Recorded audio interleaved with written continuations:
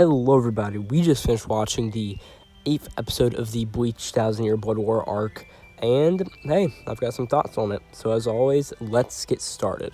So the first thing to note about this episode is that it is episode 8 of the 1000-Year Blood War arc, and number 374 overall.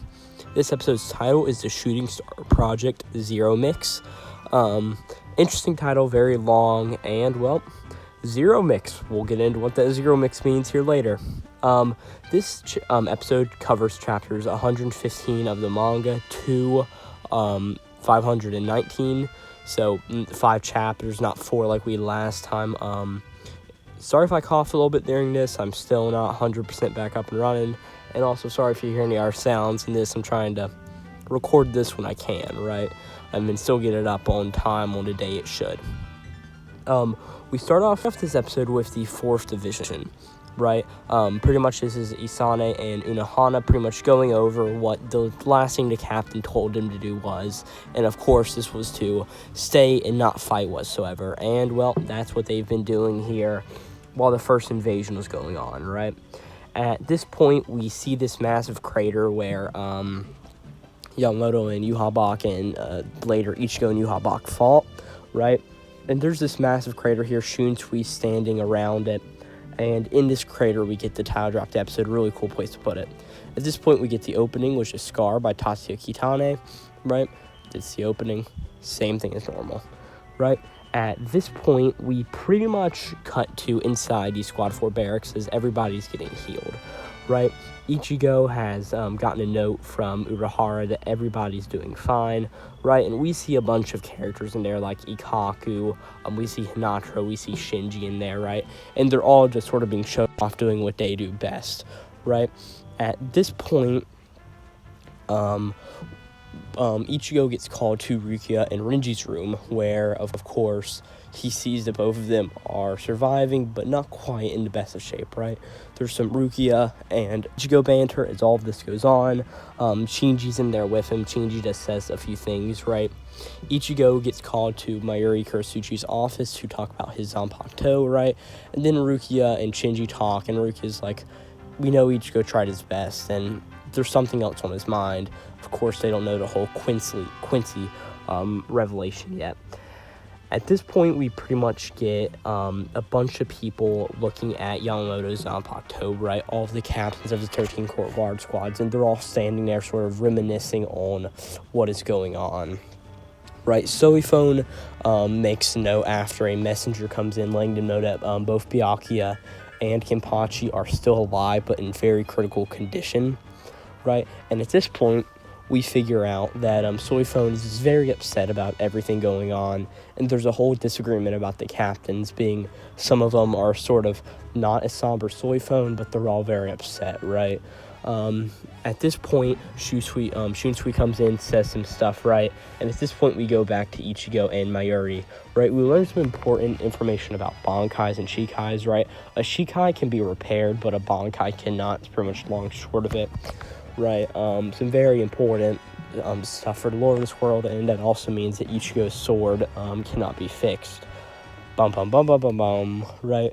At this point, Cone arrives. Cone is, of course, the little mod soul that was put into the doll, right? There's a deleted scene here in the anime where Cone is very big and stuff, right? But in the anime, it's just Cone runs past and Ichigo notices him, right?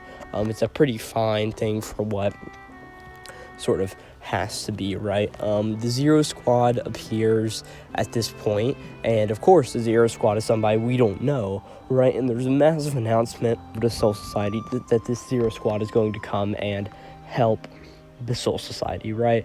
And Mayuri's very much like, oh no, I don't want to have to deal with this, and we see that Mayuri brings Ichigo with him, and we learn that pretty much everybody isn't looking forward to seeing the Zero Squad, right? At this point, Ichigo's like, well, where's the Zero Squad? And they aren't here, right? Shunsui tell them that they reside in a place higher than the Soul Society, a place called the Royal Palace, right? Because, of course, they look after the Soul King, right? They appear in a ship called the Tenchurin, right? It's pretty much just like a staff sort of looking thing that transports in between these new two planes, right? Not a whole lot there. right? At this point, it's revealed that Squad Zero is made up of 5 people, right? It's not a very big squad, but it's a very powerful one, and altogether, these 5 Soul Reapers are stronger than every single person in the Soul Society combined, right? And at this point, we have the episode break, right? Not really a whole lot to say about this first part. Some very big revelations. I mean, the Zero Squad has been sort of hinted at for years, and it's finally coming out in this fashion. Very interesting, just I don't really have a whole lot to say about it, being that I don't really feel like talking too much, right? At this point, the Zero Squad comes in. We sort of see that they're a wacky group of individuals, right? With, like, their leader being a big old bald guy, right? Which, of course, he's very powerful, but just a bunch of wackiness. There's a big pompadour dude, right? Very hungry person, right? It's a bunch of, it's a very eclectic group of people, right? At this point, we see a bunch of them know other characters down here. Like, the big one goes to talk to Shinji, right? Apparently she's a history of Shinji and Hiyori, right? Unohana and the Pompadour guy talk a little bit. It seems like the Pompadour guy taught Unohana all of the healing techniques, right? Just some very interesting stuff, right? And then they talk about that they came down for one reason. They have to pick up Ichigo Kurosaki and take him back up to the Soul Palace with them, right? Ichigo's like, hey, what do you mean by this, right? And at this point, Soifone lashes out again at this Zero Division, pretty much being like, hey, why didn't you protect us? And a bunch of stuff like that, right? Not a whole lot to really note about it. It's just that Soifone is very much explained to have been acting like a fool this entire time, especially in front of the Zero Squad people, right? At this point, we see that one of the other members of Zero Squad sort of has like this kabuki thing going on, right? And it's like got a golden thing with a bunch of hands. It seems like her and Karasuchi have a little bit in common, being like research and development people, right? We see that she's bringing 4 individuals with them up to the Soul Palace, right? She is bringing Rukia, Rinji, and Byakuya to fully heal them after the last battle. And of course, we see that she has Ichigo's sword because, well, Ichigo needs a new sword now because he can't repair his, right? And where can he repair it? The Soul Palace thing, right? At this point, Unohana's like, hey, you can't take those patients. They're in no medical state to leave, right? And we also learn that Ichigo is not being taken for his... he doesn't need to be healed like the rest of them, and we see that Unohana can't heal the rest of them as she normally would be able to, right? We see that the Pompadour dude is the healing dude of this group, right? Very interesting twist here, having the Pompadour dude be the one who is a healing guy. It's not really a trope you see that's normally the female in this sort of situation, right? We see that Ichigo is just being taken to fix his sword since he is a hope for the Soul Society in a way, right? At this point, Kisuke comes over a screen out of Koen's head, right? Wacky stuff going on, right? And we see that Kisuke, Rukia, I'm sorry about the noise if you guys can hear that. Something I just can't control. We see that, oh geez, what are their names? Orihime, Chad, and Kisuke are all fine, and there's this voice in the distance who sounds like Grimjow, right? So what we can probably gather is that Grimjow saved them from Ulpi, right? At this point, Kisuke is just like, hey, we're fine, don't need to worry about us, worry about what you need to do, right? Pretty much telling Ichigo to go to the Soul Palace, right? He cuts off the thing, and we stay with Kisuke and the guys for a second, and pretty much Chad and Orihime are like, are you sure it was fine to tell him that? And we see that Grimjow is there, and it's a pretty big revelation of, look at this, the guy is still alive, right? Ichigo's just like, I'll go with you guys, right? At this point, we just do a hard cut over to Kakushiba, of course, the fireworks expert of the Soul Society, and she launches our characters to Zero Division Ichigo and the injured Soul Reapers up to the Royal Palace, right? And at this point, we don't really dwell on it for long, but we see Ganju is here, right? You guys remember Ganju, and we also see that Kakushiba has taken in the Fullbringers, right? And the Fullbringers in this case being Ginjo, right? Tsukishima and the Pocket Watch guy, right? The Time Tells No Lies dude, right? I don't remember his name. I really don't care that much, right? But we see they're alive and that they will have some sort of part to play in this arc, right? Let me tell you right now, it's not a massive one, right?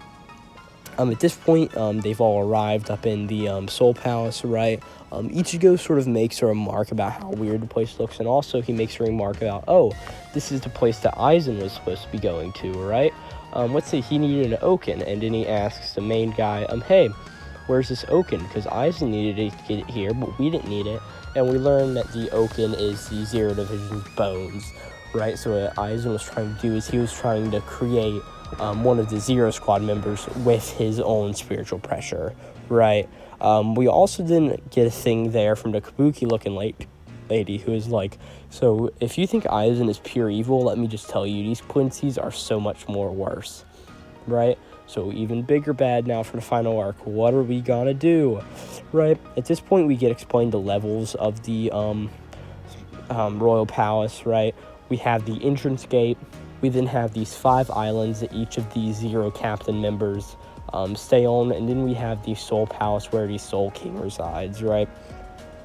Not really a whole lot of note put onto it, but we sort of just get the explanation of how this new place sort of works out, right? At this point, we cut over to the Pompadour healing guy, right?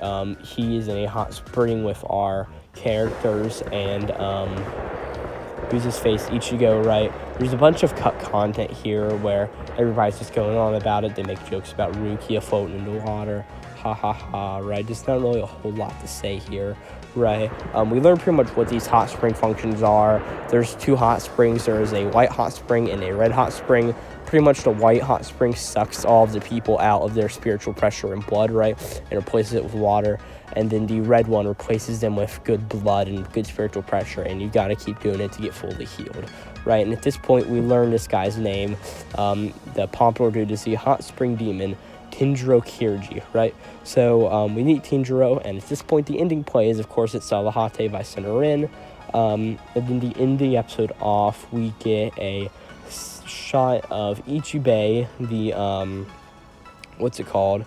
The bald main soul Zero Squad's pretty much Zero Squad's main captain dude, right? And he's pretty much here, and we see the Soul King for the first time in the series. The Soul King's like this lifeless being in a crystal, right? That's really all there is to the episode. Being that I really can't talk for long periods of time like this, right? I'm not really going to go too much in depth to it. In the manga, these are a bunch of really big chapters, and of course they're in the anime too, right? Zero Division stuff, right? Grimjow's alive, right? There's something going on there. Ichigo's still Quincy. What's going on here, right? Fullbringers. We see Ganju. We see just a bunch of characters we've never seen before. Not to mention the Zero Division is here, right? Next episode, episode 9 of the 1,000 Year Battle Arc, will be titled The Drop. And again, this episode was, what was it? 374, yep. Episode 8 of the arc. And, we'll see y'all next time. This is Glowplasma231 out.